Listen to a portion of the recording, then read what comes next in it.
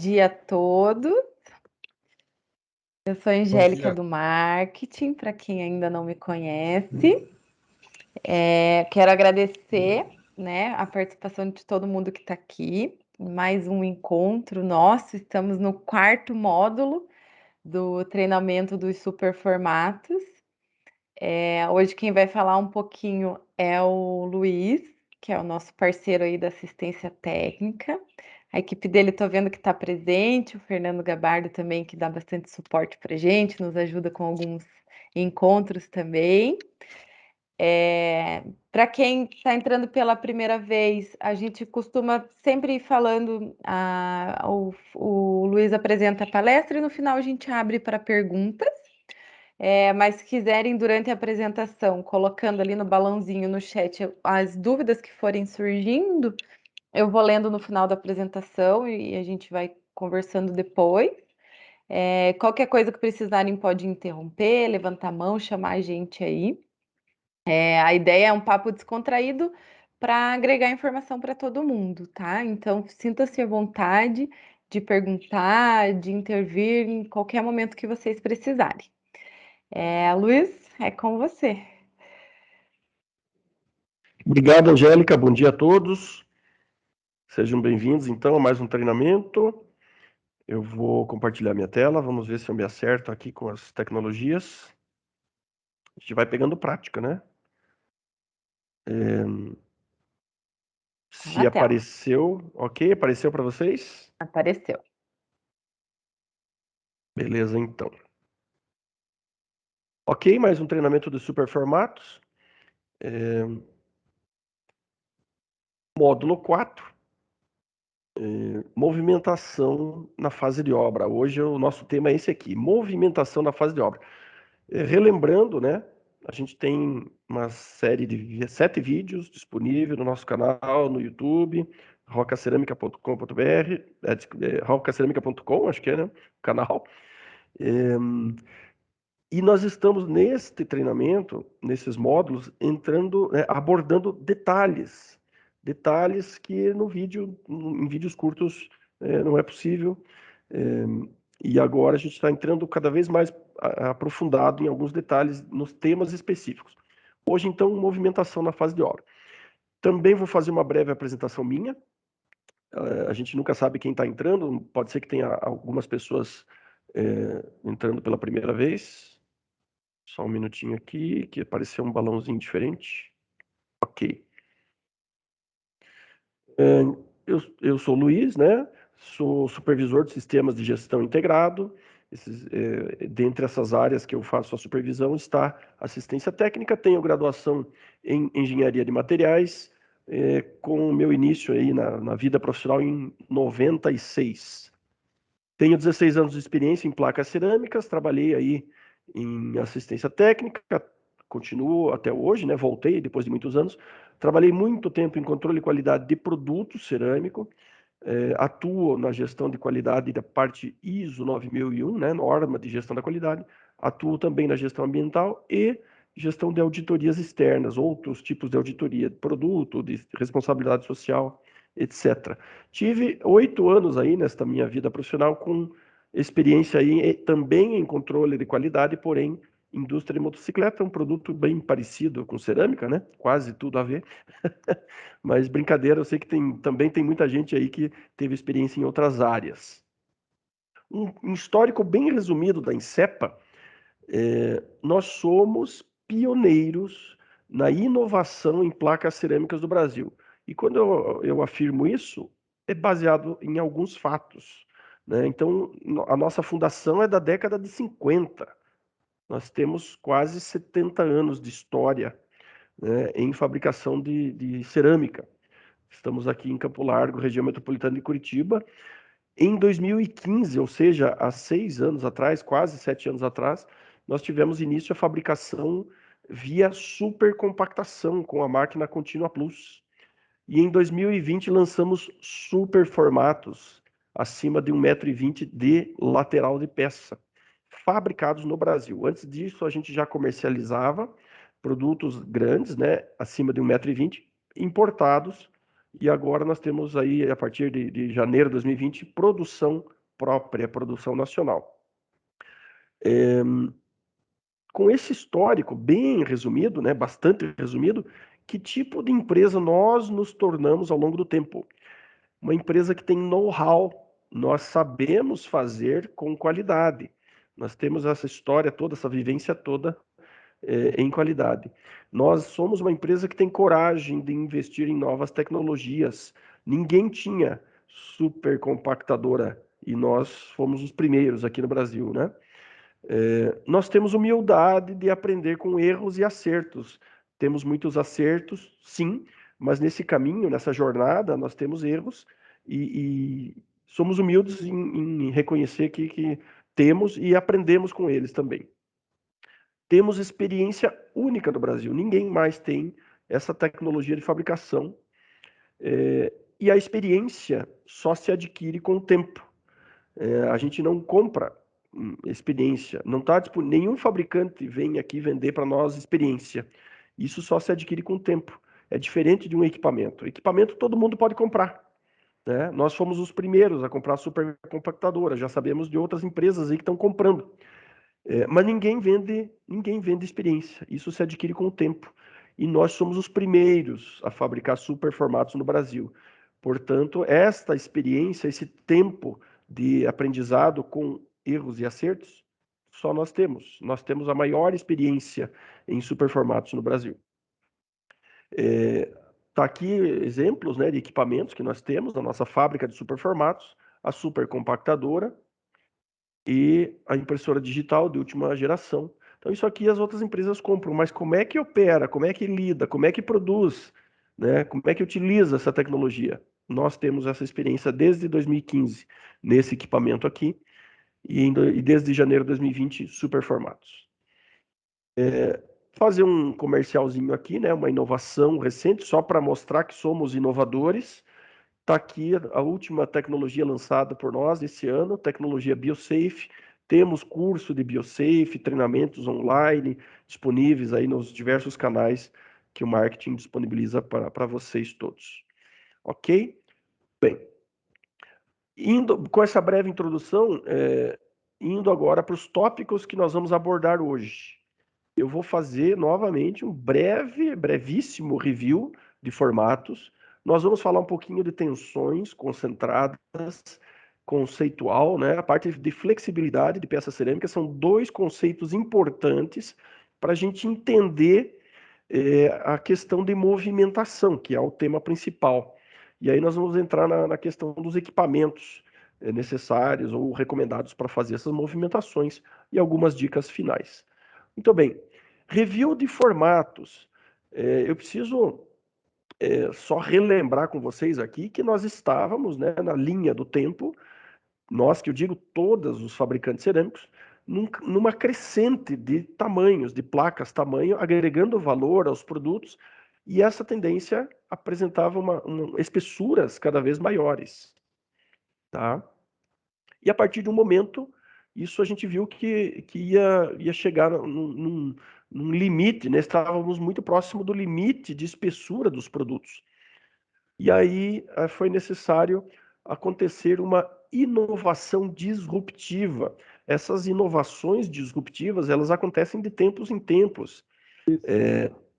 E aqui houve a mudança, né, de prensagem convencional para supercompactação. Tem alguém me chamando aqui? Sim, tava o seu rosto aparecendo na tela, a tua apresentação tinha sumido. Estava muito pequena. Voltou a apresentação? Não, agora estou vendo você. Se puder voltar Ah, ali na flechinha do grande formato ali, acabou, pelo menos para mim. Não sei se para os outros. ela interrompeu mesmo o compartilhamento, deu algum Isso, bugzinho aqui. isso, aí. Puder retomar daí, eu agradeço. Obrigado, Marcelo. Eu não tinha anotado mesmo. Sem querer, ele interrompeu o compartilhamento. Estava falando aqui que a gente vinha numa linha do tempo com crescimento dos formatos, né, as dimensões estavam crescendo, e aumento de dimensões implica em espessuras cada vez maiores, implicava em espessuras cada vez maiores, e para ultrapassar um limite, foi necessário acontecer, então, uma inovação disruptiva. É aqui que eu estava me referindo à supercompactadora no Brasil. Aconteceu isso em 2015 através da nossa empresa. Essas inovações acontecem de tempos em tempos. O que aconteceu neste caso aqui? Prensagem convencional versus supercompactação. Para quem tem mais tempo de atuação no mundo cerâmico, vai lembrar de outra inovação disruptiva, vou citar aqui, aí que aconteceu no final da década de 80, início dos anos 90. Havia o sistema de produção de placas cerâmicas era feito em biqueima. Existia a biqueima tradicional, a biqueima rápida, e onde a queima do produto cerâmico era feita em 2 etapas, por isso o nome de biqueima, né? Queimava-se primeiro o suporte, o biscoito, né? A base cerâmica, depois ia para a linha de esmaltação, aplicava o esmalte e tinha uma segunda queima. Isso implicava em 2 queimas, obviamente, e um gasto de energia, de gás, né, no combustível, duplicado. E aconteceu uma inovação disruptiva, que foi o processo de monoqueima. Então, hoje, praticamente, a biqueima não existe, né? Todos os fabricantes cerâmicos utilizam o processo de monoqueima, que foi uma inovação na época e rompeu, né? Teve uma ruptura, e que eu citei só para vocês terem um outro exemplo desse tipo de inovação. É necessário alguém lançar algum equipamento, alguma tendência, alguma forma diferente de produzir, para que a partir dali aconteça uma mudança radical nos processos, na forma de produzir. Então é o que nós estamos vivendo. Por enquanto só a Insepa tem, só a Roca no Brasil tem, mas outros fabricantes vão estar aí entrando nesse mercado sem dúvida, porque é um caminho sem volta. Essa mudança trouxe espessuras mais finas. A gente não precisa aumentar a espessura para formatos maiores, então a gente consegue produzir 1,20, 1,20, 1 por 2, 1,20 por 2,50 com a mesma espessura, né? E eu havia também essa necessidade de buscar peças mais leves, né? Se eu tivesse aquela tendência de crescimento de espessura, a gente ia precisar de 10, 12 milímetros de espessura para produzir um formatão desse aqui. Ia ser como a gente tem as placas de mármore e granito com espessuras bem elevadas. Esta mudança, agora só trago um comparativo com o corpo humano, nós temos então dimensões maiores, nós temos peças maiores que o corpo humano, unidade falada em metros, né? 1,20, 1,20, 1 por 2, 1,20, 2,50. Isso aqui, a unidade é metros, antes a gente falava em centímetros, e espessuras menores. Então, 7 milímetros que a gente consegue produzir, em alguns casos até menos. Muito bem. Tendo este breve review de formatos, para a gente se situar, se posicionar do que é que nós estamos falando, né? Agora vamos entrar numa parte um pouquinho mais conceitual, conceituação técnica. Vamos falar de tensões concentradas nos vértices. Eu trouxe também, de maneira resumida, quem precisar de detalhes, a gente já abordou isso aqui no módulo 2, na parte de cortes retos, né? Então a gente sabe que quando nós temos cortes em placas ou recortes em peças cerâmicas, nós temos vértices, e esses vértices são concentradores de tensão. Numa outra imagem aqui, a gente sabe aqui, ó, que eu exemplifiquei com as setas vermelhas, as tensões geradas pelo recorte, e essas tensões se concentram justamente no vértice, e no vértice podem ocasionar trincas, se esse vértice não for corretamente tratado, se não houver uma preocupação, se não houver um entendimento disso e o correto manuseio. Qual que é o correto, a maneira correta de fazer esse tipo de recorte? Com raios, né? Fazendo furo nos vértices para que a gente tenha raios e esses raios façam a distribuição de tensões. Então, quanto maior for este raiozinho aqui utilizado, melhor será o alívio de tensões e menos chance vai ter de propagação, né, de trincas, formação e propagação de trincas. Então, está aqui o exemplo do jeito errado, né, sem furos, e aqui o exemplo do jeito correto, com furos nos vértices, tendo o correto alívio de tensões. Mais detalhes disso aqui, mais bem explicadinho, pessoal, módulo 2, tá? Disponível já. Outro conceito muito importante aqui, para a gente falar de movimentação na obra, é flexibilidade de peças cerâmicas. Vamos lá. Peças cerâmicas são flexíveis. Eu estou afirmando para vocês, tá? Não é uma pergunta, isso aqui é uma afirmação e eu vou provar para vocês. Se alguém ainda tem algum tipo de dúvida, eu vou provar para vocês através de 2 videozinhos aqui. Só um minutinho que agora eu tenho que me achar aqui, beleza? Ok. Vamos lá. Vídeo bem curto.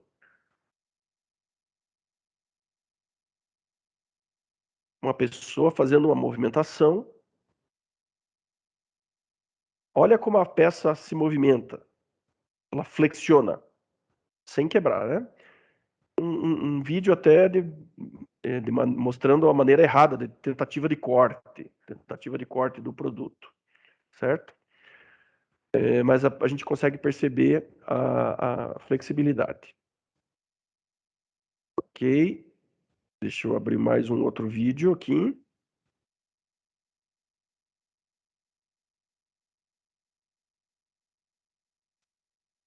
Vamos lá. 2 peças colocadas, uma de costas para outra, né? Com o tardós virado uma para outra. E, vou passar mais uma vez, que é um vídeo bem curto, de 7 segundos, né? Tem um espaço entre as peças, uma curvatura normal. E ali as peças sendo apertadas. Vamos ver aqui, parece que travou. Parar. Isso lá. Com 2 dedinhos, ele aperta as 2 peças, uma de encontro ao outro, sem muito esforço, e as peças flexionam. Tá? Ok, eu ia mostrar uma foto, mas não consegui, não deu tempo aqui de colocar, mas eu vou comentar com vocês. Basta a gente lembrar de uma aplicação, de um assentamento, onde está se utilizando niveladores, né? Espaçadores niveladores. Ora, se existe o uso de niveladores, é porque as peças têm flexibilidade. Justamente os niveladores servem para corrigir posicionamento das peças, para fazer o nivelamento entre peças colocadas, assentadas lado a lado, e isso prova que as peças têm flexibilidade, né? Muito bem. Conceito B. A flexibilidade tem limite. Muito bem. Peças são flexíveis, porém, esta flexibilidade tem limite. Uma prova disso é que o ensaio de resistência mecânica é feito através de flexão. Ou seja, as peças cerâmicas elas são colocadas no equipamento, são flexionadas até atingir o seu limite de ruptura. Então a flexão ela tem um limite para todas as peças cerâmicas, umas mais, outras menos, de acordo com o tipo de massa cerâmica, porcelanato, porosa, grés, semigrés, etc. Né? Então nós temos que entender isso, que existe limite para a flexibilidade. Agora vamos pensar um pouquinho na flexibilidade das peças durante o manuseio em obra, tá? Então, só para reforçar, nós não estamos mais falando de peças desse tipo aqui, que uma pessoa sozinha consegue movimentar. Nós estamos falando de peças maiores, né? Onde precisa 2 pessoas para fazer a movimentação. Então, eu estou colocando aqui um exemplo, uma ilustração, né? Se essas 2 pessoas estivessem movimentando a peça na horizontal, essa peça teria, pela ação da gravidade, né, uma flexão, devido ao próprio peso dela, uma flexão. E isso aqui poderia ocasionar a quebra da peça pelo próprio peso e ainda mais grave se tivesse argamassa aplicada aqui na peça, ok? Que as pessoas, né, quando a gente vê esse tipo de movimentação em obra, a gente vê normalmente as pessoas movimentando a peça na vertical, com a peça em pé, tá? Agora é o seguinte, neste tipo de movimentação, transporta a peça de um lado para outro, tira do pallet, leva até o local do assentamento, também existe flexão, pessoal. A peça flexiona. Nós temos duas pessoas atuando, né, segurando, uma mão em cima, outra embaixo, segurando a peça e caminhando com a peça. Então a peça se movimenta, ela se flexiona de um lado para outro. Menos do que se tivesse na horizontal, porém ainda existe esta flexão. Se a gente estivesse olhando essa imagem aqui numa vista superior, uma pessoa segurando a peça numa extremidade, a outra segurando na outra extremidade, a peça faz esse tipo de movimento aqui, para um lado e para o outro, para a direita e para a esquerda. Tá? Esse movimento é um movimento muito mais seguro do que transporte na horizontal, né? Mas ainda assim existe esse movimento. Uma outra situação, pessoal, torção. Existe torção, as peças estão submetidas a um esforço de torção, que é o seguinte: quando essa torção acontece quando uma pessoa está segurando a peça embaixo e a mão de cima faz um esforço num sentido e a outra pessoa faz o mesmo esforço no outro sentido. Ora, mas por que que faz isso? É porque elas estão tentando manter a peça em equilíbrio. Elas estão passando de um ambiente para o outro, atravessando um espaço, um vão, uma porta, e tem que manter a peça em pé durante a movimentação, durante o manuseio em obra. E esse esforço acontece sem querer. Isso é involuntário, né? Se a gente olhar essa mesma imagem numa vista superior, é mais ou menos isso aqui. Ó. Tem uma pessoa tentando equilibrar, manter a peça equilibrada, fazendo um leve esforço para um lado e a outra fazendo um leve esforço para o outro lado. Isso é normal. Isso é normal, isso acontece sem planejamento, é involuntário, é simplesmente para tentar manter a peça em equilíbrio. Tá? E agora imaginem esses esforços numa peça que tem um recorte. Esta é a questão, pessoal. Este é o ponto-chave de movimentação em obra. É o ponto crítico quando as peças têm recorte. Ora, o recorte é feito em cima de uma bancada, a gente já viu lá no módulo 2, né, de recortes, cortes retos, e depois a peça tem que ser assentada. Então ela precisa ser transportada até o local do assentamento, até a parede ou o piso, e esse recorte já está feito. Né? Então, se isso aqui,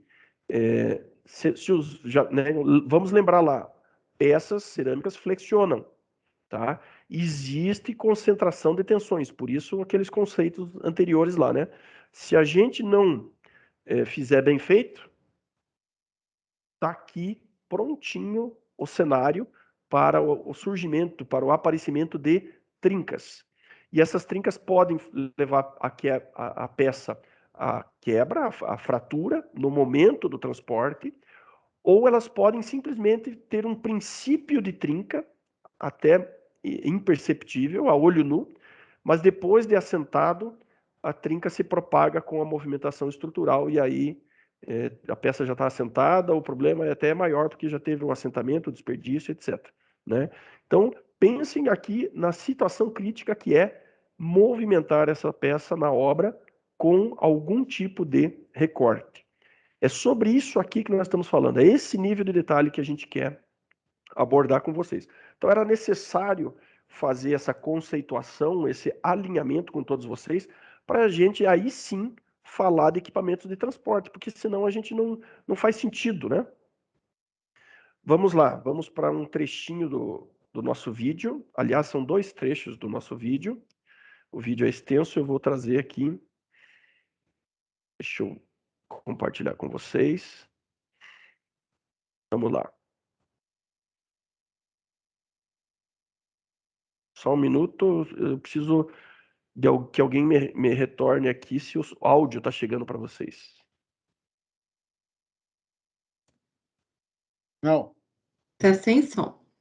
Tá. Ok, vamos ajustar isso. Isso é lá no Teams que eu ajusto. Só um minutinho, pessoal.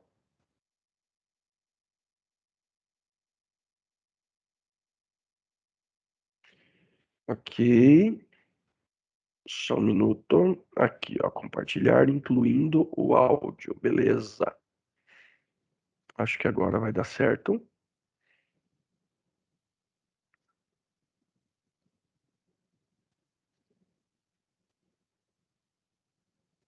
Chegou o áudio? Sim. Imagine o peso de uma peça de superformato com o verso totalmente preenchido com argamassa. Para a movimentação de superformatos, seja com ou sem argamassa, o ideal é a utilização de um sistema de movimentação de réguas conventosas.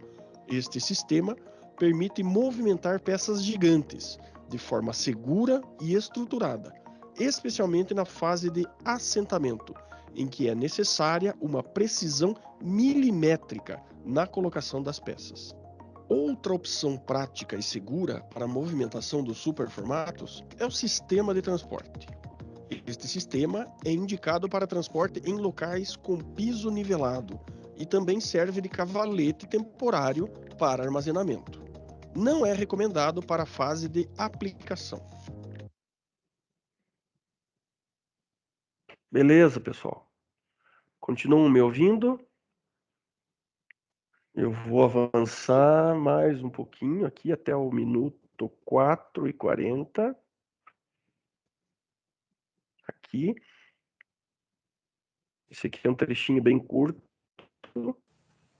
Alinhamento e travamento entre as peças. Olha a movimentação para não sendo ocorrer feita. A deformação e dentes pela retração e cura da argamassa. Elencamos aqui as ferramentas essenciais. Então eu trouxe 2 trechinhos aqui, ó. Esse aqui é tão curtinho que eu vou passar de novo, né? Observem o uso das ventosas para fazer o posicionamento da peça junto à outra que já está aplicada. Né? Tá aqui os nossos ilustres artistas, aqui o Fernando e o Ananias, meus parceiros aqui de temas técnicos. Mas, então nós estamos falando de equipamentos, eu vou abordar equipamentos. Veja a importância, né? A facilidade que proporciona.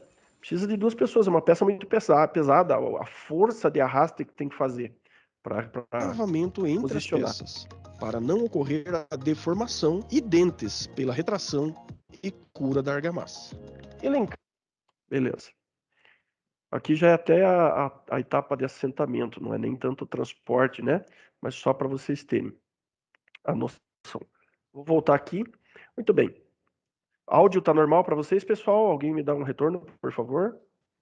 Sim, Luiz. Beleza, obrigado, Marcelo. Obrigado, Fernando. Bom, então tá. Entendam, né? Vejam como é importante aqueles conceitos iniciais lá de flexibilidade e de tensionamento das peças, de concentração de tensões, para daí a gente colocar a devida importância de um sistema de ventosas, porque o sistema de ventosas tem o seu preço, tem o seu custo, e é necessário convencer, as pessoas precisam estar abertas, né, receptivas a esse tipo de equipamento, como qualquer outro equipamento novidade no mercado, né? Garanto que muitas pessoas, quando viram alguém usando o smartphone, pensou assim, ah, não, isso aí não precisa, eu só uso o telefone para fazer ligação, para que ter uma tela enorme e tal. A gente teve que aprender a usar, teve que estar aberto, experimentar, ver, ouvir falar, para daí aderir à nova tecnologia. É a mesma coisa com superformatos. Então vamos lá, e os seus equipamentos, né? Então vamos lá. Vou fazer um exercício aqui com vocês. Vamos pegar um formato aqui 1x2. Como é que a gente faria o posicionamento das ventosas? Isso é muito importante, tá? Questão do posicionamento. Opa, sumiu. Agora eu percebi, sumiu o compartilhamento. Deixa eu retornar aqui. Isso. Voltou. Voltou, beleza. Como é que a gente posicionaria as ventosas? Desta maneira. Um kit de ventosas tem, no mínimo, 4 ventosas. Depende do fabricante. Tem fabricantes que vendem um kit com 6 ventosas já. Tem fabricante que, todos eles praticamente vendem a ventosa adicional quando a pessoa necessita. Então a gente posiciona as ventosas, coloca as réguas de fixação, as réguas de travamento, E aí eu estou dando aqui um exemplo de distância, tá, pessoal? Se aqui nós temos uma distância x, né, das ventosas até a extremidade da peça, aqui no centro eu tenho uma distância aproximada de 2x, tá? Isso aqui não é uma fórmula matemática, não precisa ter precisão de milímetros e centímetros. Isso aqui é posicionado a olho, tá? Não é necessário fazer essa medição com trena. Se quiser, pode, né? Mas a gente está dando aqui recomendação. Para que esse posicionamento? Para que só para passar noção para as pessoas é que a ventosa não pode estar totalmente aqui na extremidade da peça, porque senão carregar seria a mesma coisa que carregar a peça sem a ventosa. Se eu estou apoiando com as mãos na extremidade da peça, e se eu posiciono a ventosa bem na extremidade, eu estou colocando um ponto de apoio praticamente na mesma posição. Então as ventosas têm que estar deslocadas mais para o meio, para promover uma área boa de travamento da peça, evitar a flexão e travar. O objetivo disso aqui é deixar a peça travada. Ok? Vamos lá para uma peça maior ainda, 1,20 por 2,50. Mesma coisa. Se eu tenho um kit composto por 4 ventosas, eu afasto essas ventosas da extremidade, uma distância x, e deixo aqui um intervalo no meio da peça entre as ventosas de aproximadamente 2x, e na outra extremidade também. Notem aqui, vamos ver que nesse raciocínio da peça maior, na peça de 1,20 por 2,50, se eu tenho aqui a soma das distâncias, né, 4x, né, 2 mais 1 mais 1, 4x, o comprimento da peça 2,50, 2,50 dividido por 4, eu tenho aqui uma distância x igual a 62, mais ou menos, né, 62,5 centímetros. Ou seja, 2x, 2 vezes 62, me dá uma peça de aproximadamente 1,20, uma lateral aqui de 1,20. Ou seja, se eu posiciono as ventosas desta maneira, eu estou trazendo o travamento de uma peça de 2,50 para exatamente a mesma dificuldade, o mesmo travamento de uma peça solta, uma peça avulsa de 1,20. Né? Então eu tenho uma peça grande manuseada por ventosas e com o esforço, com o tensionamento equivalente a uma peça de 1,20 por 1,20. Tá? Então isso é muito bom, isso é positivo. Vamos pensar aqui na peça de 1,20, eu também posso transportar, né? Não é necessário. A peça de 1,20, muitas pessoas até conseguem movimentar sozinho. Pode movimentar em 2 pessoas, mas a gente pode utilizar também uma barra simples com 2 ventosas, ou, se desejar, a barra, o kit completo com 4 ventosas. Tá? Também já fizemos esse tipo de utilização. E na peça de 1,20 por 2,50, também a gente pode, em vez desse distanciamento aqui com 4 ventosas, fica ainda melhor, logicamente, ou a utilização do kit com 6 ventosas. Bom, até aqui tudo bem, nós temos uma peça inteira, né? Agora vamos dificultar um pouquinho as coisas. A peça já foi recortada, vamos imaginar aqui uma peça com recorte em U, e a gente precisa posicionar as ventosas para transportar ela. Levar ela, colocar ela no carrinho, passar argamassa. Então, antes de passar argamassa, a etapa de passar argamassa também aplica esforço na peça, flexiona a peça. Então, nós precisamos aqui fazer um posicionamento um pouquinho diferente. Então, continuo aqui contando com 6 ventosas posicionadas no entorno, né? Pode ver que as ventosas fazem uma espécie de U no entorno do recorte em U, coloca-se as réguas de travamento e está pronto o sistema de transporte. A peça está travada com as ventosas e as réguas, evitando aquele tensionamento que nós comentamos no vértice. Olha, isso aqui funciona, tá, gente? Eu e o Fernando aqui já fizemos assentamento de peças em portas, peças posicionadas na parte de cima, nas vergas das portas, que justamente é necessário esse tipo de recorte em U, né? Se essa peça aqui estivesse deitada, a gente tem que elevar a peça até a parte superior de uma porta, posicionar ela lá e assentar, com o recorte feito em U e com os vértices feitos com furo redondo, obviamente. Olha aqui um outro exemplo, né? Um recorte em L. Então a gente tem que posicionar aqui as ventosas. Podem ver que a gente coloca ventosas ao redor do corte em L e as outras 3 distribuídas no restante da peça. Talvez nesse modelo aqui essa ventosa nem precisasse, né? Mas se a pessoa tem disponível o kit com 6, posiciona a ventosa aqui e está feito o travamento da peça. Um outro tipo de recorte em U, um recorte em U deslocado do centro da peça, é diferente desse aqui, mais para baixo. Então eu tenho que afastar a ventosa que estaria aqui, eu tenho que afastar ela um pouquinho, ela corre nessa régua, afasta a ventosa um pouquinho mais para cá, pronto. Está feito o travamento da peça. Aqui, né, tentando imaginar situações, né, outras situações. Eu tenho um nicho, quero fazer um nicho ou uma caixa de passagem, um recorte que vai exatamente no meio da peça. Ok? Posiciona as ventosas lá, 3 para um lado, 3 para o outro, passa as réguas de travamento, está feito o travamento do sistema, pode movimentar, pode levar até o local do assentamento e colocar argamassa. Durante a colocação da argamassa, a aplicação da argamassa, esse sistema de ventosas tem que permanecer na peça, travando ela, para poder depois fazer o assentamento. Gente, eu concentrei aqui os detalhes no sistema de ventosas, no kit de ventosas. O carrinho é uma coisa muito simples, né?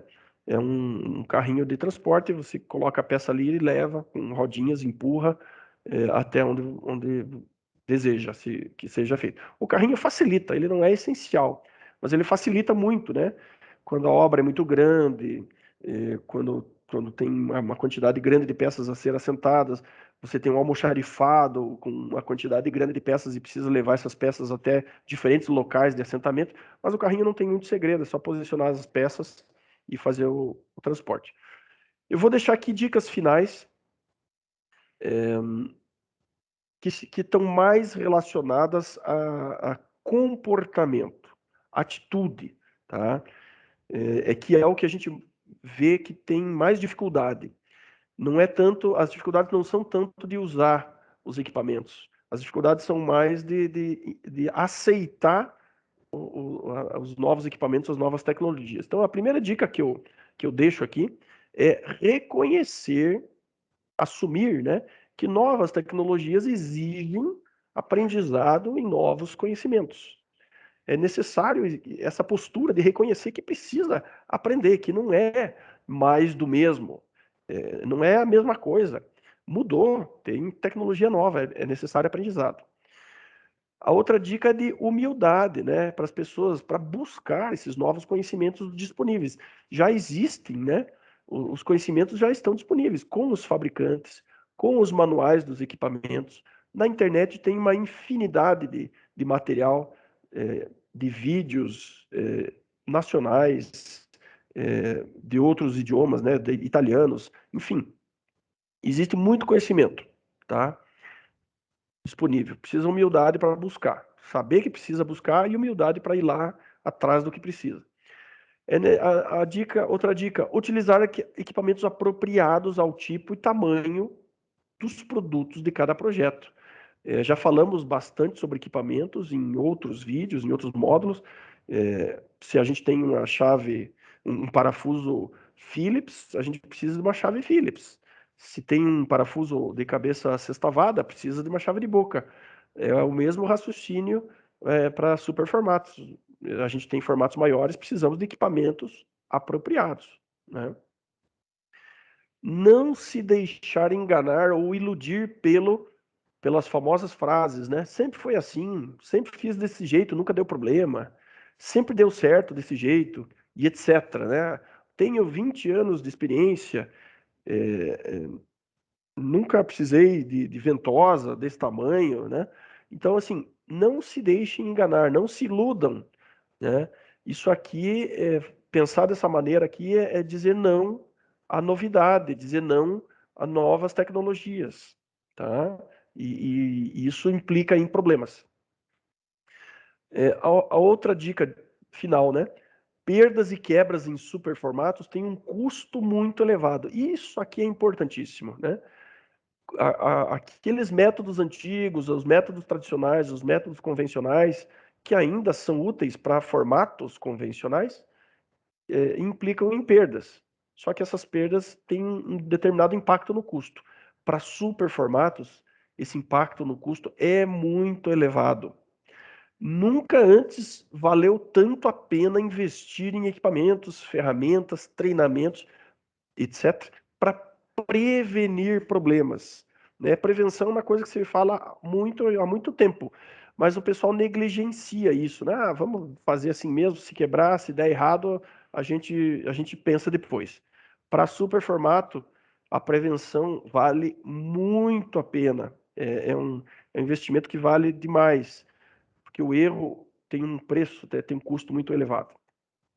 Pessoal, eu agradeço aí, nós estamos aí com praticamente 45 minutos de apresentação. Agradeço a todos e fico disponível para perguntas. Angélica, se tiver alguma coisa no chat. Obrigada, Luiz. Ainda a gente não tem nenhuma pergunta aqui. Pode ser verbalmente também, né? Eu procurei abordar alguns detalhes, espero ter atendido algumas expectativas, e são muitos detalhes, gente, são muitos detalhes que na prática, no dia a dia, a gente vai aprendendo. Nós não sabíamos disso também, Fernando e eu, a gente não sabia, a gente teve que correr atrás, teve que aprender, teve que conversar com fabricantes, teve que testar os equipamentos, teve que errar até acertar.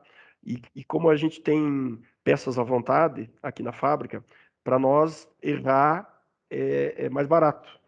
Então a gente quer que vocês não errem, que os assentadores não errem. A gente quer passar esse aprendizado, essas informações para todos, né?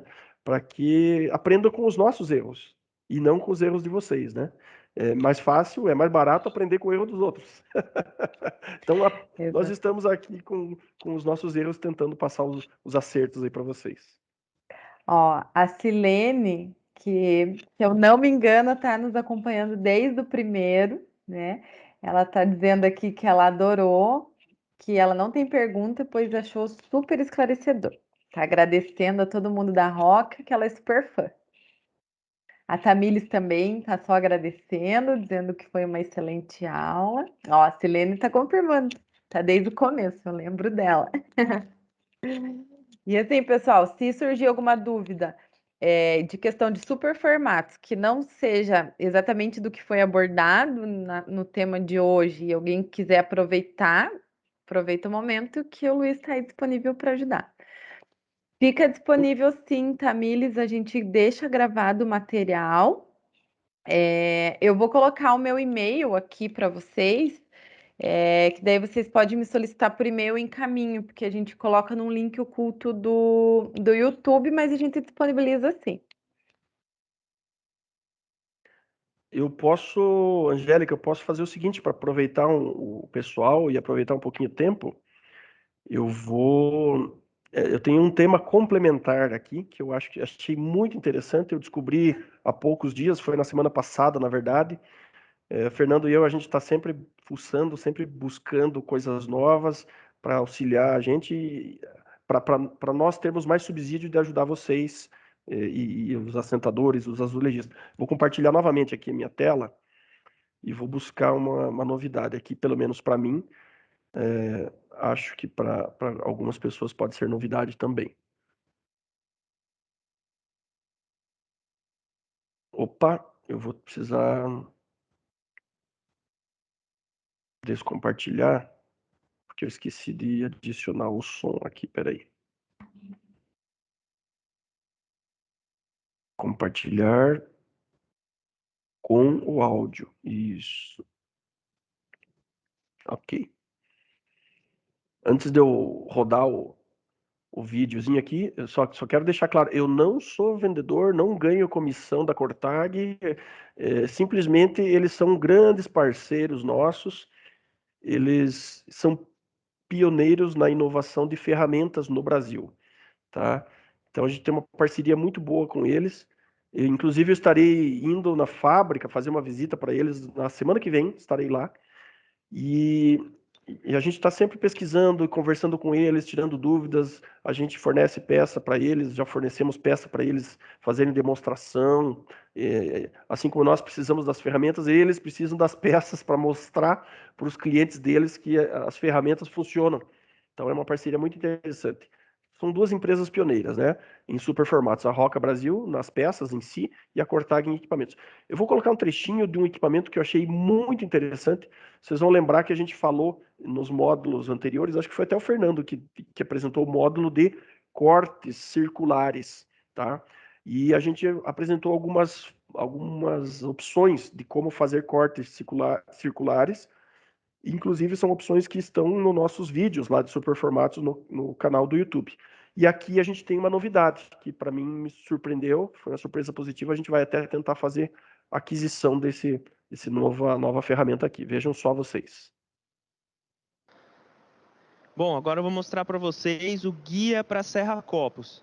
Para que funciona? É basicamente uma ventosa acoplada a um guia, onde você vai poder posicionar a serra-copo diamantada para fazer cortes com precisão no porcelanato. Lembrando que ela vai servir muito mais para as serras-copo que precisam de refrigeração, certo? Porque ela já tem essa mangueira embutida junto com um reservatório de água com pressão que vai automaticamente alimentar a refrigeração enquanto você está fazendo o corte com a serra-copo. Então o procedimento é bem simples. Aqui tem várias medidas das serras-copos que você pode, que você vai escolher na hora do corte. Você faz o ajuste do equipamento.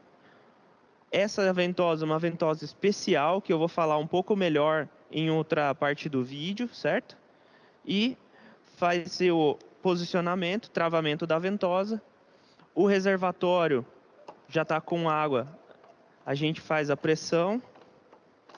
O reservatório dá tranquilamente para fazer um corte completo. E feito a pressurização do sistema, o reservatório vai jogar água direto na serra-copo e você faz o corte sem a necessidade daquela garrafa, sem a necessidade de outra pessoa te ajudando na refrigeração enquanto você faz o corte. Ou seja, você pode fazer um corte refrigerado sem necessidade do auxílio de uma segunda pessoa, o que vai te ajudar a fazer bem mais rápido e o guia vai dar a maior precisão no corte. Tá ok? Que legal. Olha aí, pessoal. Vejam só, eu vou dar mais um play aqui que ele continua. Só pausei para vocês vejam como as coisas vão evoluindo. A gente tem que estar aberto. Aqui é um equipamento simples, né? Relativamente simples. Não tem nada de sofisticado, mas eles adaptaram ali as ideias, as tecnologias, as experiências. Com certeza, esse equipamento é fruto de erros e acertos também, mas não precisa da segunda pessoa, né? Porque fazer um corte redondo, uma serra-copo, você precisa das duas mãos, né? Na furadeira ou na esmerilhadeira, dependendo da serra-copo que você tem, fazendo ali a furação na peça. E tem que ter a refrigeração. Então precisaria obrigatoriamente de uma segunda pessoa. Então aqui ele tem os gabaritos, que a gente improvisa sempre com cacos, né, com pedaços de peça, ou até mesmo com pedaço de madeira. Ele tem o gabarito pronto em várias medidas, e nesse gabarito já tem acoplado um sistema de refrigeração. Então a pessoa pode trabalhar sozinho. Olha a economia que isso traz para uma obra, né? Para um orçamento. Não precisa do ajudante mais. Ou o ajudante não está ali fazendo a mesma atividade, ele está fazendo outra atividade, já está preparando a argamassa, já está fazendo o recorte em outra peça. A pessoa que faz o furo redondo está trabalhando sozinha, né? Então veja que legal as possibilidades. Vou continuar aqui para vocês verem a sequência bem rapidinho. Vamos lá fazer uma simulação então.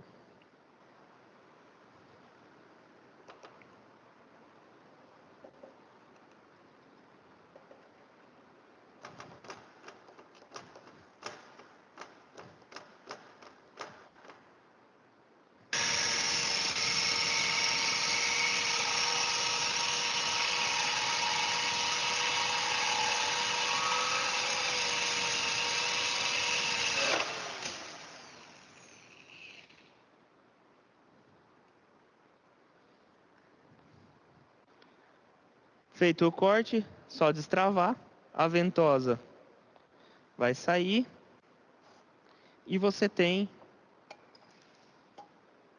a perfeição de um corte circular com a serra copo diamantada sem o auxílio de alguma outra forma de refrigeração. Você consegue fazer tudo sozinho.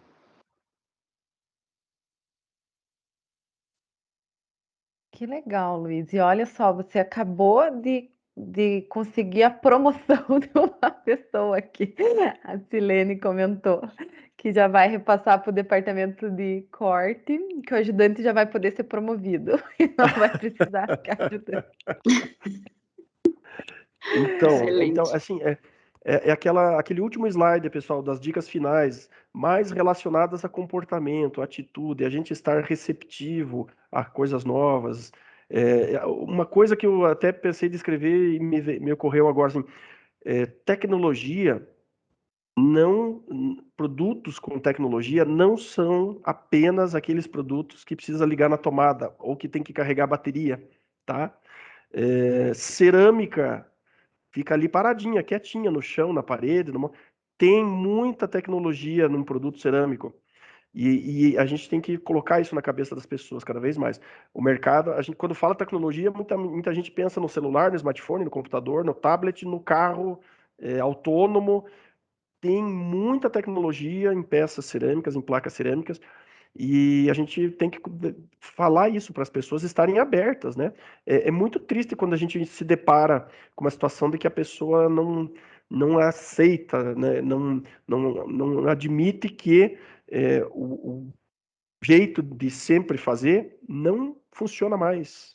Não funciona mais. Né? A gente migrou o smartphone, a gente migrou o celular de botãozinho, né? O celular tinha milhares, né? Algumas dezenas de botõezinhos para fazer uso do celular, e hoje ele não só tem o botão de liga, desliga e do volume. Por quê? Tela touchscreen. Tecnologia. Surgiu a tela touchscreen. Nós tivemos que nos adaptar. Superformatos é a mesma coisa, não liga na tomada, mas tem muita tecnologia ali. Gente, obrigado, agradeço. Continua à disposição. A Luiz, Angélica pode me mandar. tem uma pergunta aqui. Tem duas perguntas da Tamires. A primeira que foi falado da compactação das peças, mas para o uso de bancadas e móveis, essa compactação não torna a peça mais frágil? E uma que pode emendar o complemento da resposta, que ela perguntou também, é se o acabamento em 45 graus fragiliza muito a peça. Acho que dá para juntar. Ótimo, legal. Vamos ver. A primeira pergunta, eu não sei se eu entendi direito, mas a supercompactação é uma forma diferente, é uma tecnologia nova de prensar as peças cerâmicas, tá? Então, a supercompactação é uma máquina que faz prensagem de uma maneira diferente. Recebeu esse nome justamente porque é um método bastante inovador.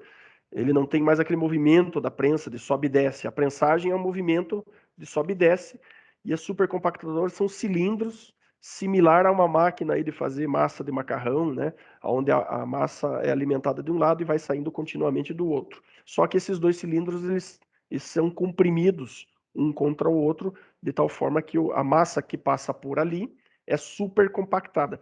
Então, isso não deixa a peça mais frágil, pelo contrário. Com essas máquinas, a gente consegue até uma pressão específica. A pressão específica ela é medida em quilograma-força por centímetro quadrado. A gente consegue até uma pressão específica maior. E quando a gente aumenta a pressão específica, aumenta também a resistência da peça. É por isso que é possível, né, por esse aumento de resistência, é por isso que é possível produzir com espessuras menores. Quando diminui a espessura, diminui a resistência para qualquer material. Né? Se você pensar numa tábua de madeira, uma tábua de madeira mais grossa é mais resistente do que uma tábua de madeira, da mesma madeira, mais fininha. Quando a gente acrescenta resistência mecânica pela supercompactação, a gente consegue reduzir a espessura sem prejuízo para a resistência mecânica. Então, a tecnologia a nosso favor. Tá? Essa é a primeira pergunta. A primeira resposta da primeira pergunta. A segunda pergunta, repete para mim, Angélica, por favor. A segunda é se os acabamentos em 45 Isso. graus fragilizam muito a peça. Isso. Então, o acabamento ele é um tipo de recorte feito na massa do produto, na base, e ele traz uma fragilidade específica na borda, no esmalte, porque ele deixa aquela borda da peça, onde está o 45 graus, muito fininha, né? 1 milímetro, às vezes até menos. E aquela região, aquela aresta fininha do 45 graus, né? Vou tentar fazer com as mãos aqui, ó. Essa aresta de cima, aqui onde tá o esmalte, aqui está o 45 graus e aqui está a quina da peça. Essa aresta ela fica muito frágil. Qualquer pancadinha leve ali. Por que ela fica frágil? Por causa da redução drástica de espessura. Naquele ponto ali, a espessura foi reduzida para 1 milímetro ou até menos. Então, qualquer impacto, qualquer pancada ali pode lascar a peça, pode causar lascamentos. E ali sim precisa tomar muito cuidado. Assim como qualquer peça que tem algum tipo de recorte, as peças que têm 45 graus também precisam ser manuseadas com mais cuidado, com mais atenção, senão você vai ter peças, vai ter perdas, né? Vai ter peças quebradas. Ok? Ok. Respondendo ali a pergunta da Silvia, que ela perguntou sobre os links das outras aulas, a gente sim manda todos. Só lembrando que todos os módulos têm 2 datas, então essa é a primeira data do módulo 4. Na semana que vem, terça-feira, dia 26, a gente tem a segunda data. Então, repasse, porque é importante a pessoa participar sempre no ao vivo, né? Que consegue tirar as dúvidas, é sempre melhor do que assistir gravado, mas a gente disponibiliza sim, porque a ideia desse curso é propagar a informação o máximo possível, ajudar as pessoas o quanto for. E agora tem uma outra pergunta da Silvia, Luiz, que é sobre os equipamentos da Cortag, se são encontrados com facilidade no mercado.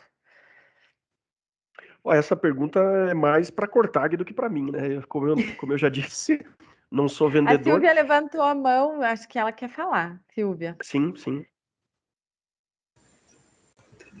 Olá, bom dia, Luiz. E a Oi. todos, né? Bom dia a todos. Só para eu me explicar melhor, é porque eu moro em Ribeirão Preto, que é considerada uma região, né, de um poder aquisitivo alto, então, e algumas pessoas estão reclamando para mim que tem dificuldade de encontrar os equipamentos. O pessoal que trabalha com aplicação. Assim, na disponibilidade, às vezes, de uma loja da cidade. Então, foi só uma curiosidade, porque eu falei, comprar pela internet, todo mundo sabe que é possível e tudo mais. Mas eu digo assim, a gente precisaria, eu sei que né, todo mundo está cansado de saber disso, mas esses treinamentos são extremamente importantes porque conseguir mudar a cabeça dessa equipe de mão de obra está sendo extremamente difícil. E eles estão dificultando a venda dos grandes formatos quando o cliente vai buscar a informação do assentamento antes. Eles colocam muito empecilho. Vou citar só um exemplo para vocês terem uma ideia. Uma pessoa que está acostumada a trabalhar com grandes formatos indicou para um cliente que fosse feitos os cortes todos na marmoraria, que seria o mais garantido, mais adequado, enfim. O custo da mão de obra com o trabalho da marmoraria ficou quase 5 vezes o valor que o cliente pagou pela peça, só que o cliente já tinha comprado a peça. Então, ele ficou extremamente indignado, entendeu? Então, a gente tem feito esse trabalho, mas é um trabalho de formiguinha, realmente. E eles, às vezes, não têm essa disponibilidade de participar, porque é o que você falou, a pessoa tem que querer mudar o jeito de trabalhar e ter interesse numa inovação. Então, eu misturei vários assuntos, né? Mas, em resumo, eu acho que está sendo extremamente válido e a gente só precisa achar um meio de chegar mais diretamente até eles mesmo, porque a loja está tendo informação, mas o pessoal da mão de obra ainda nem tanto. Eu tentei desativar a minha Silvia. câmera e não consegui, tá? Não sei por quê. Então, estou sem imagem, mas não estou conseguindo desativar a câmera. Tranquilo, tranquilo. Silvia, obrigado pela tua participação. Nós temos a mesma percepção que você, é por isso que a gente faz esse tipo de trabalho, e a gente gostaria que cada vez mais azulejistas, assentadores estivessem presentes neste tipo de evento. Acontece, a gente tem enfrentado uma dificuldade muito grande, porque esse tipo de profissional, eles ganham por serviço concluído. Então, para eles tirarem do dia deles aí 1 hora, 2 horas, ficar na frente do computador, ficar na frente do celular, eles estão perdendo o assentamento, né? Então, a obra está andando e eles estão deixando de faturar. E é por isso que a gente está gravando esses eventos, né? Que daí entra o trabalho do marketing, para que isso fique disponível para arquitetos, especificadores, assentadores, e que a gente comece a formar, ou que a gente continue a formar essa rede de conexões, onde as informações, onde a informação vai permeando os diferentes níveis aí de profissionais. Então, A gente já a tem gente, bastante material, né, Luiz, que a gente, que a gente, né, sugere para as lojas que tenham assentadores, parceiros, que façam, de repente, em algum horário, em alguma data, final de semana, à noite, que consiga juntar esses profissionais e apresente esses materiais gravados para eles, né? A informação é a mesma, as dúvidas que surgem no ao vivo podem ser as mesmas dúvidas que surgem para eles e eles assistindo a gente discutir aqui no final, eu acho que sempre agrega, né? Então, a ideia é essa, esse material não parar e circular direto, né? A gente vê. Eu acho que é sempre na segunda data, tem uma construtora que eles até assistem com a câmera ligada, com todo o pessoal assistindo, é super pessoal da legal. obra, né? A ideia é essa, é passar para frente para chegar para todo mundo. Infelizmente, não é todo mundo que consegue. A gente vê até a nossa própria equipe, nossos próprios gerentes, supervisor, não é todo mundo que consegue estar aqui em todos os módulos, mas a ideia é que o pessoal assista. Eu vejo até por mim, né, que não sou tão ligada a essa área técnica, lendo as perguntas ali no quarto módulo, as respostas já vêm, então assim, eu já vejo que eu já estou conseguindo enxergar com outros olhos, ter informação, entender. Até brinquei com meu esposo hoje de manhã, se nada der certo, eu posso virar sentadora já, porque já estou entendendo bem. Ô, Fernando tá Silvia, com a mão levantada. Oi, isso, só para completar para a Silvia, você já entrou no site da Cortag? já entrei. E já Posso fazer? indiquei também para eles. É que tem um local aqui em Ribeirão que eu até estou pensando em ir pessoalmente lá conversar com eles, que eles trabalham com aluguel de equipamento. E Certo. ver se eles não teriam interesse em adquirir esse material para trabalhar com locação, entendeu? Já que Exatamente. porque Exatamente isso. tá, eu precisei um dia para uso próprio de um equipamento e não consegui encontrar na cidade. Eu até falei para o pedreiro, eu compro para você depois ficar com o produto, a gente negocia em mão de obra, mas Isso, não desconto em mão achei de na obra. cidade. Exatamente, mas é uma barreira que vai acabar sendo vencida com iniciativas, com gente, com empreendedorismo, empreendedores que vão enxergar nisso oportunidade de aluguel de equipamentos. Olha só, vou fazer o exercício com você bem rapidinho. Entrei no Sim. site da Cortag, eu fui lá no Onde Encontrar, digitei Ribeirão Preto, a gente pode escolher lojas ou assistência técnica, deixei lojas e vou clicar no buscar. Vamos ver o que ele mostra aqui no mapa. Olha lá. Ele mostra, inclusive, no Google Maps, posicionado aqui, ó, lojas, onde tem um Cortag. Depósito Irajá, Luiz Antônio Defende, Baba, Materiais de Construção, padrão. Então, ele trouxe a lista de locais onde a Cortag trabalha e aqui o posicionamento no mapa. Se esses locais não têm os equipamentos, aí acho que é o caso de tentar fazer com que eles peçam, né, para Cortag. Mas é exatamente isso, eles não estão tendo para imediato, e geralmente, pela falta de conhecimento da mão de obra ainda, eles vão precisar do produto na hora que já estão fazendo e viu que deu errado, entendeu? Viu que tentaram fazer do jeito tradicional e deu errado, vão correr atrás, e daí não encontram. Sim. Então, essa é a questão. Então, o problema não é a falta de equipamento, é a falta de planejamento. Exatamente, mas né? É, É a nossa mão de obra. por aí vai, né? Mas obrigada. O Fernando, acho que queria falar comigo, não sei se era comigo ou, né?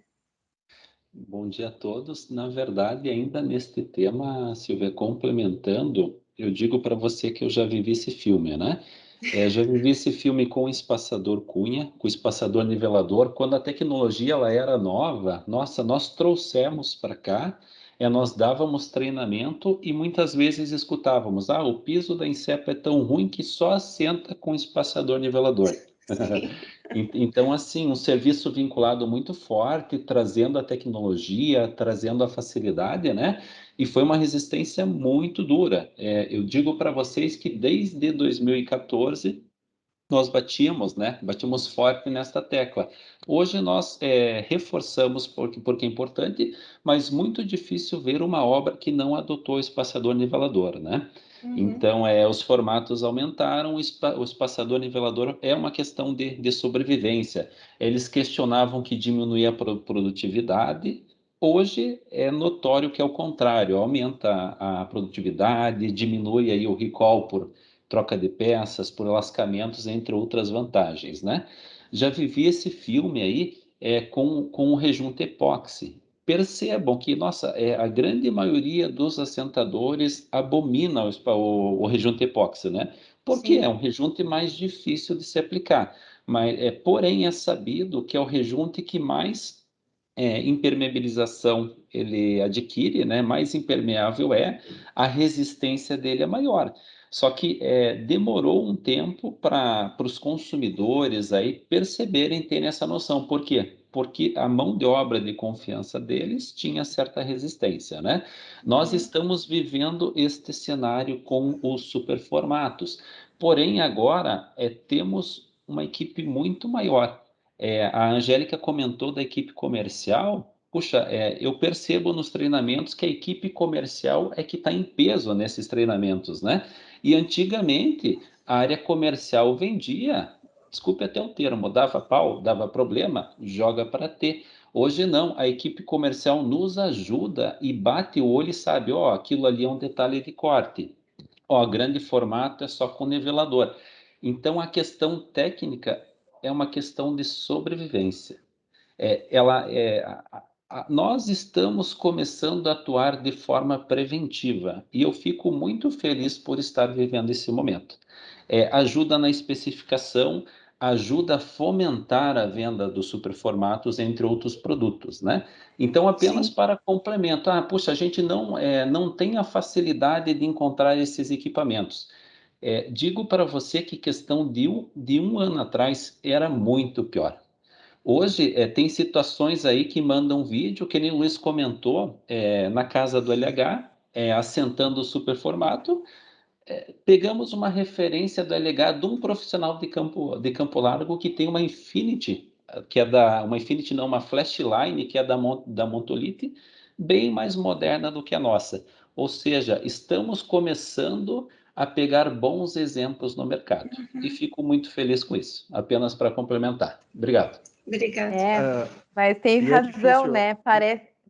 Parece clichê, né, falar disso, mas quanto mais informação a gente tem, melhor as coisas fluem, a gente consegue vender melhor, consegue fazer as pessoas entenderem e aceitarem mais o produto, a gente consegue vender o valor, né, que é diferente do preço, a gente E consegue... esse tipo de coisa vai evoluindo muito de acordo com cada região e cada micro-região, com cada cidade. Vou citar um outro exemplo aqui que o Fernando vai lembrar. Quantas lojas, Fernando, de ferramentas você precisou percorrer em Barretos para encontrar uma broca Bosch Multi-Construction, que é uma broca especial para porcelanato? Quantas lojas? Foi no mínimo 3 e não encontrou. Ele comprou uma similar. Olha lá, 4 lojas. 4 As lojas lojas. não tinham. Nós estávamos lá em Barretos, todos cheios de equipamento e precisávamos de uma broca. E ele foi numa loja, né? Tranquilo, aqui vai ter. Não tinha, na segunda não tinha, na terceira. Ele foi encontrar na quarta loja uma broca simples para fazer um furinho de 8 milímetros. Então, a demanda vai acontecendo quando muita gente começa a chegar no balcão de uma loja e pedir um determinado produto, o dono da loja começa a perceber, opa, tem muita gente pedindo esse produto aqui, tá na hora de eu colocar um desse na prateleira e para poder vender, porque eu estou perdendo venda. Mas Então, esse é o motivo do meu comentário, né? Eu falei, se numa região como Ribeirão Preto, tá, nós estamos encontrando dificuldade, imaginem outras regiões do país, devem estar muito pior. Não é um problema da Roca, mas eu digo, é uma coisa que indiretamente ou diretamente afeta a nossa venda de grandes formatos. Isso, afeta e é o que o Fernando falou, está melhorando. A gente percebe isso nitidamente a cada ano que passa, a cada 6 meses que passa, a gente já vê profissionais. A gente chega na obra, opa, o cara tem uma ventosa lá, com bomba de vácuo, ventosa. Chega na obra, o cara tem uma flashline, a gente já se surpreende e já está virando cada vez mais comum a gente ver profissionais melhor preparados. Eu sei que a grande maioria aqui é jovem, né? Mas tinha uma marca de biscoito que tinha um jargão: vende mais porque é fresquinho ou é fresquinho porque vende mais? Era o segredo de Tostines, né? Gente, isso funciona para tudo, né?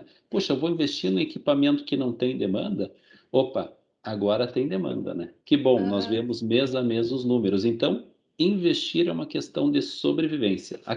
Aquele profissional lá que não investir, ele vai ficar para trás. Aquele profissional que está no método antigo de hora lá, ele vai ficar para trás, porque o mercado está ditando o grande formato, ele vai ter que investir e ele vai valorizar o valor de mão de obra dele por metro quadrado.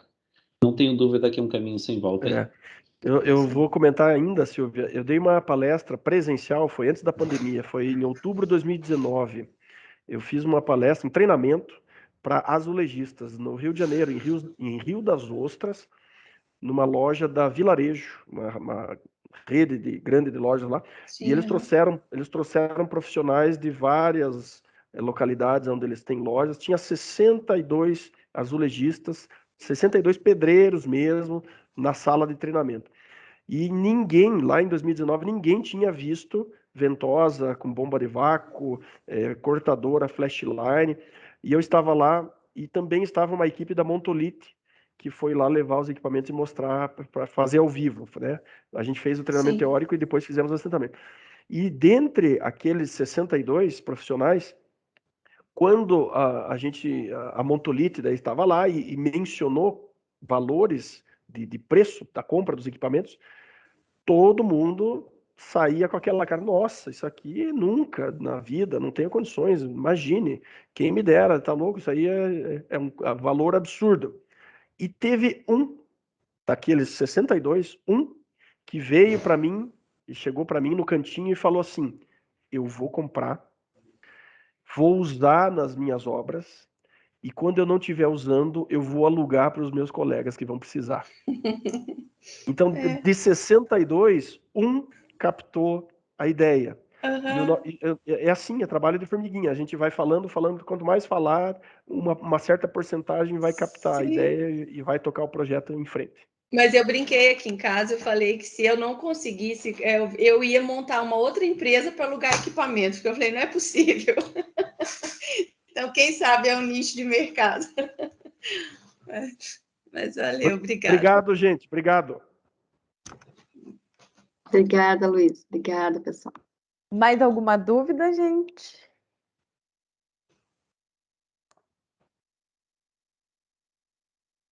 Acho que não. Pessoal, então, mais uma vez, em nome da equipe aqui do marketing, eu quero agradecer o tempo de vocês, a disponibilidade para mais este evento. Compartilhem, divulguem, convidem as pessoas para participarem do nosso segundo encontro semana que vem.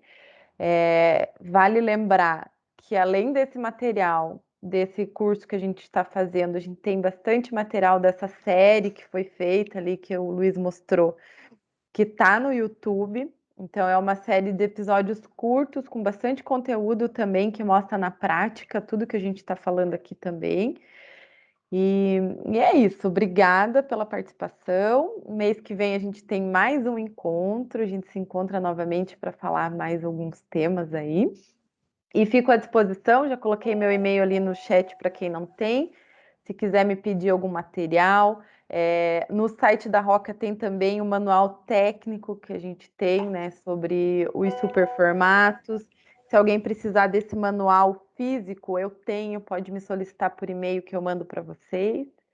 E é isso. Qualquer coisa que vocês precisarem, entre em contato, que é um prazer ajudar. Muito obrigada, um ótimo dia a todos.